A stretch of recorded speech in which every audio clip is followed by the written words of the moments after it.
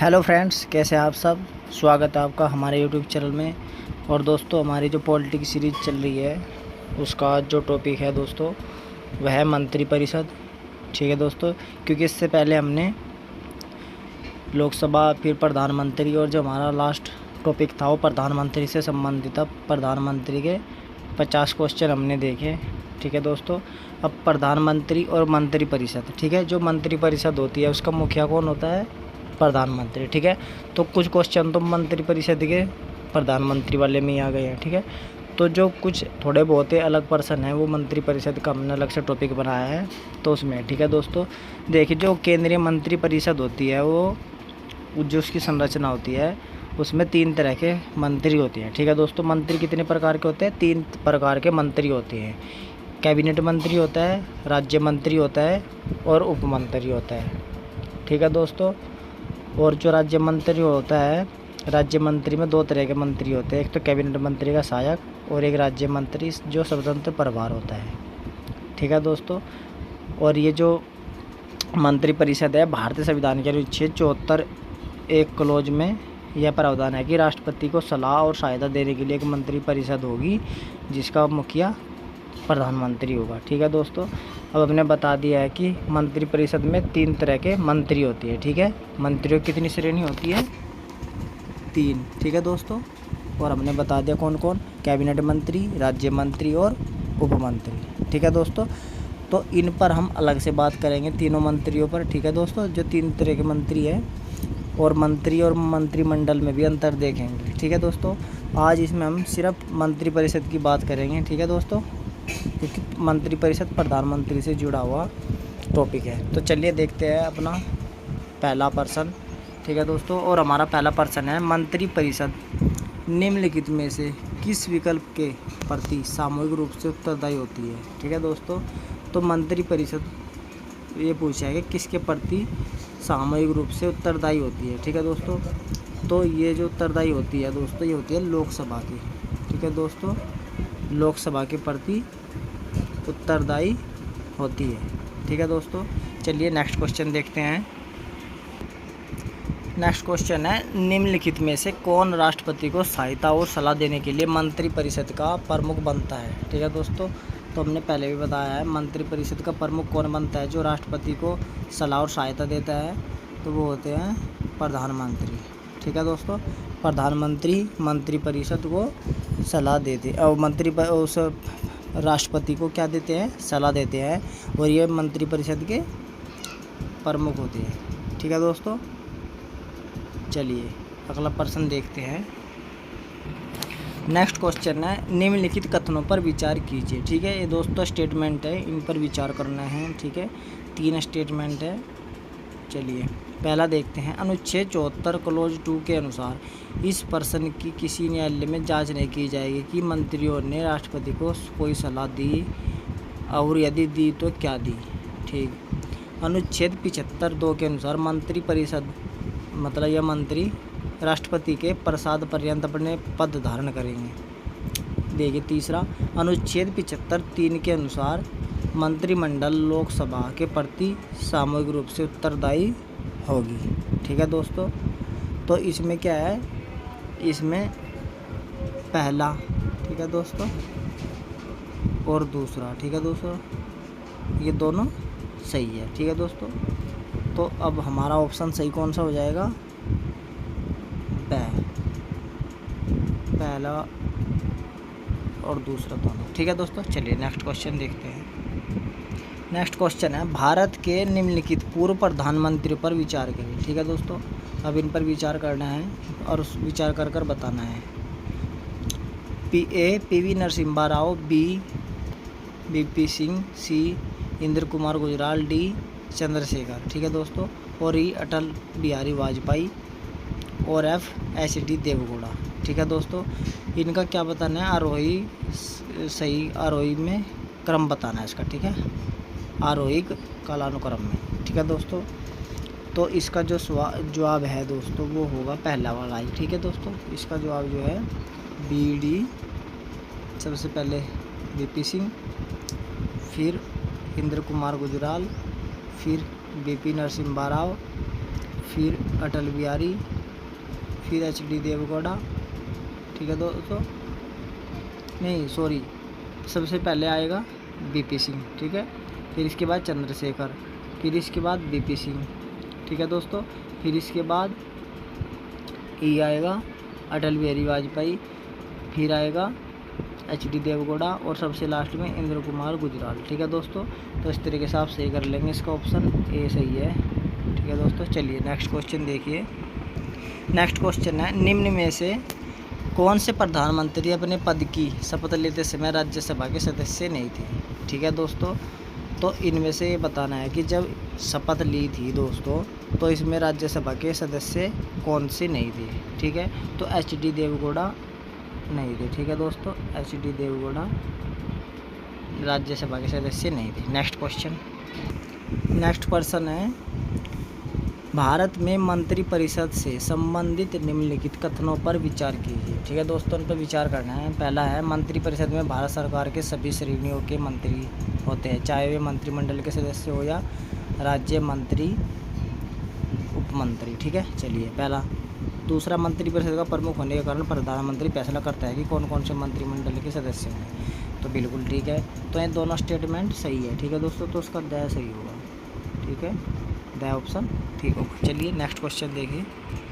Next question है, निम्नांकित प्रधानमंत्रियों में से किसने किसी मंत्री को उप प्रधानमंत्री का पद नहीं दिया, तो दोस्तों यह है राजीव गांधी, ठीक है। चलिए नेक्स्ट क्वेश्चन देखते हैं। नेक्स्ट क्वेश्चन है, निम्नलिखित में से संविधान का कौन सा अनुच्छेद प्रधानमंत्री को राष्ट्रपति और मंत्रिपरिषद के बीच संचार का चैनल बनाता है, ठीक है दोस्तों। तो संचार का चैनल कौन सा बनाता है, तो उसका सही जवाब है 78 अनुच्छेद, ठीक है दोस्तों, 78 अनुच्छेद संचार का चैनल बनाता है प्रधानमंत्री, राष्ट्रपति और मंत्रिपरिषद के बीच का, ठीक है, प्रधानमंत्री को, ठीक है। चलिए नेक्स्ट क्वेश्चन। नेक्स्ट क्वेश्चन है, राष्ट्रीय एकता परिषद ने सर्वप्रथम अपने उद्देश्यों की घोषणा कब की थी, ठीक है दोस्तों। तो राष्ट्रीय परिषद ने अपने उद्देश्यों की घोषणा की थी 1968 में, ठीक है दोस्तों। चलिए नेक्स्ट क्वेश्चन देखिए। नेक्स्ट क्वेश्चन है, भारत की पहली महिला केंद्रीय मंत्री कौन थी, ठीक है दोस्तों। तो भारत की पहली केंद्रीय मंत्री थी अमृत कौर, ठीक है दोस्तों, तो सही जवाब है the option Amrit Kaur. Next question देखिए। नेक्स्ट क्वेश्चन है, स्वतंत्र भारत के प्रथम विधि मंत्री कौन थे, ठीक है दोस्तों। तो स्वतंत्र भारत के विधि मंत्री थे डॉक्टर B.R. अम्बेडकर, ठीक है दोस्तों, ये पहले भारत के कानून मंत्री थे। नेक्स्ट क्वेश्चन देखिए। नेक्स्ट क्वेश्चन है, भारत में राजकोषीय नीति किसके द्वारा तैयार की जाती है, तो दोस्तों भारत में राजकोषीय नीति की जाती है तैयार वित्त मंत्रालय के द्वारा, ठीक है फ्रेंड्स। चलिए नेक्स्ट क्वेश्चन।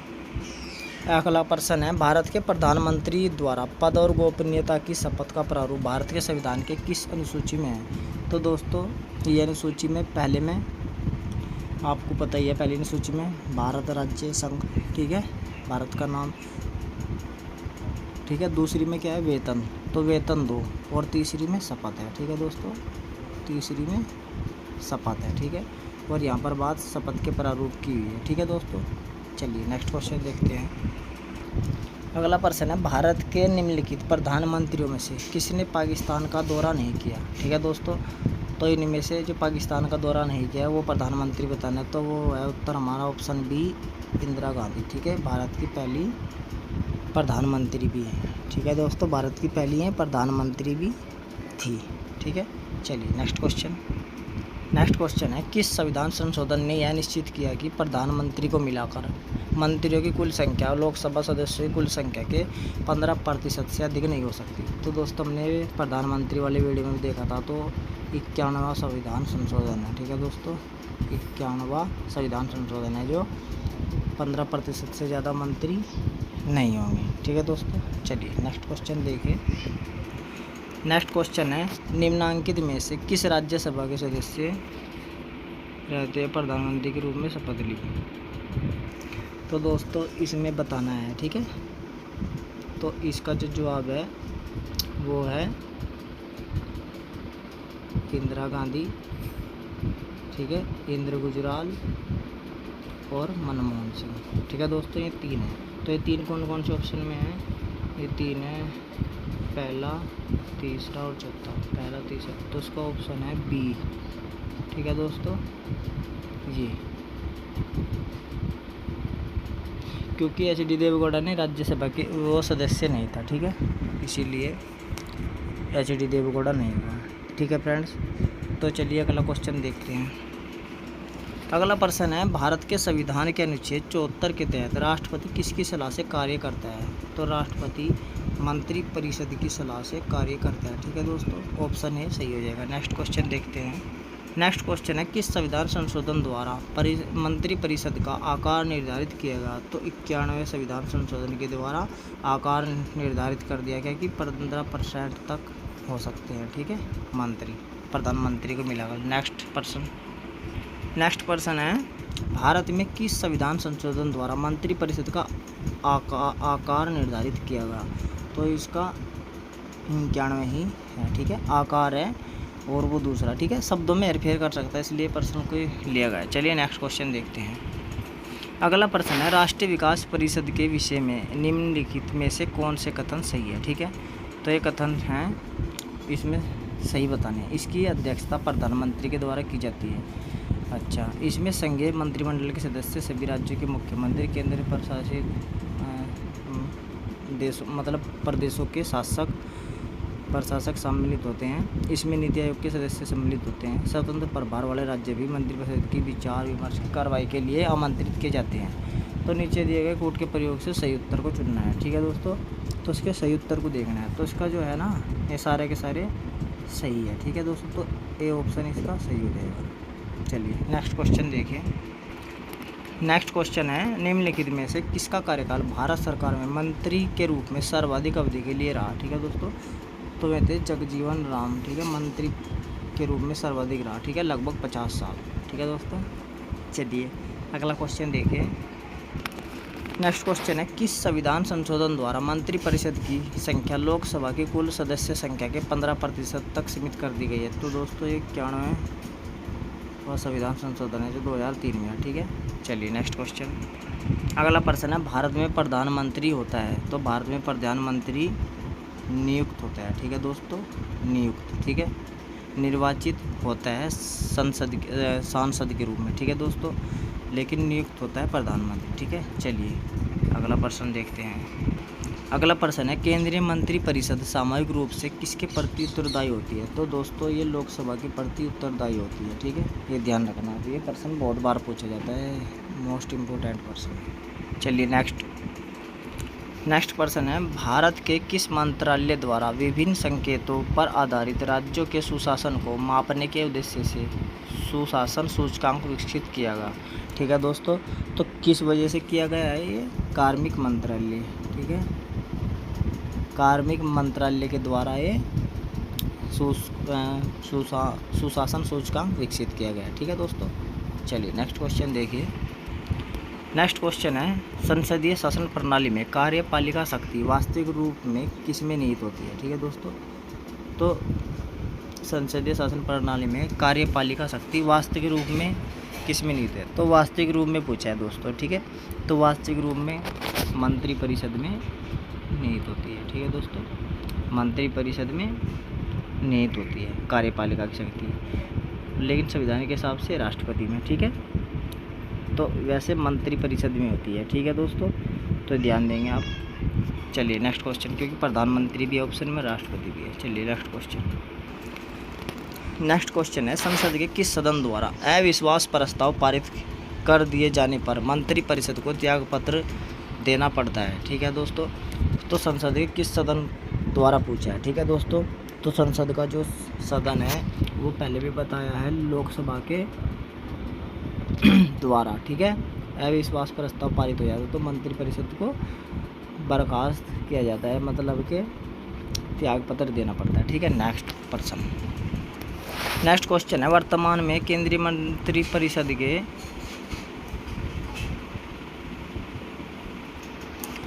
अगला प्रश्न है, मंत्री परिषद के सदस्य व्यक्तिगत रूप से किसके प्रति उत्तरदायी होते हैं। ठीक है दोस्तों, तो मंत्री परिषद के सदस्य किसके प्रति उत्तरदायी होती है, तो जब संसद का नाम आ रहा है तो संसद के प्रति ही उत्तरदायी होंगे। ठीक है दोस्तों, यदि संसद नहीं आता, लोकसभा आता तो लोकसभा के प्रति रहते हैं। ठीक है दोस्तों, चलिए नेक्स्ट क्वेश्चन है, मंत्री परिषद का कोई मंत्री अपना त्यागपत्र किस संबोधित करता है, मतलब किसे संबोधित करता है। ठीक है, मतलब मंत्री परिषद का कोई भी मंत्री अपना त्यागपत्र किसे देगा, ये प्रश्न पूछा है। ठीक है दोस्तों, तो वह अपना त्यागपत्र देगा राष्ट्रपति को। चलिए नेक्स्ट क्वेश्चन है, संघीय मंत्री परिषद के मंत्री उत्तरदायी होते हैं। ठीक है दोस्तों, तो मंत्री परिषद के जो मंत्री है वो उत्तरदायी किसके प्रति होते हैं, तो वो होते हैं दोस्तों केवल लोकसभा के। ठीक है, यहाँ पर ध्यान देना है बात। ठीक है दोस्तों, केवल लोकसभा के प्रति। ठीक है, संघीय मंत्री परिषद के मंत्री। ठीक है दोस्तों, चलिए अगला प्रश्न है, किसी राज्य की मंत्री परिषद में मुख्यमंत्री सहित मंत्रियों की कुल संख्या उस राज्य की विधानसभा के सदस्यों की कुल संख्या के से अधिक नहीं होगी। ठीक है दोस्तों, तो इसका भी यही उत्तर है, 15% से अधिक नहीं होगी। ठीक है, जो केंद्र में है वही राज्य में। ठीक है दोस्तों, तो 15% से अधिक नहीं होगी। ठीक है दोस्तों, और वहाँ भी ध्यान रखना है कि यदि मंत्री परिषद का मंत्री पूछा है तो वो केवल लोकसभा के प्रति उत्तरदायी होगा। यदि सदस्य पूछा है मंत्री परिषद का तब वो संसद के प्रति उत्तरदायी होगा। ठीक है, बाकी ऑप्शन के हिसाब से टैकल कर लेंगे। ठीक है, चलिए नेक्स्ट क्वेश्चन, क्योंकि मेरे ध्यान आएगा क्योंकि पहले पर्सन ऐसे ही था, कभी आप कन्फ्यूज हो जाएं। ठीक है दोस्तों, चलिए नेक्स्ट क्वेश्चन है, किस दिनांक को पंडित नेहरू के नेतृत्व में भारत की पहली अंतरिम राष्ट्रीय सरकार के गठन की घोषणा हुई। ठीक है दोस्तों, तो सरकार के गठन की घोषणा हुई थी 24 अगस्त 1946 को। ठीक है दोस्तों, नेक्स्ट क्वेश्चन देखिए। नेक्स्ट क्वेश्चन है, निम्नलिखित में से कौन भारत के वित्त मंत्री रहे हैं। ठीक है दोस्तों, तो भारत के वित्त मंत्री रहे हैं एक व्यक्ति इनमें से बताना है। ठीक है दोस्तों, तो इसमें पहला वीपी सिंह, दूसरा आर वेंकटरमण, तीसरा वाई चौहान और चौथा प्रणब मुखर्जी। ठीक है दोस्तों, ये चारों ही भारत के वित्त मंत्री रहे। ठीक है दोस्तों, चलिए नेक्स्ट क्वेश्चन।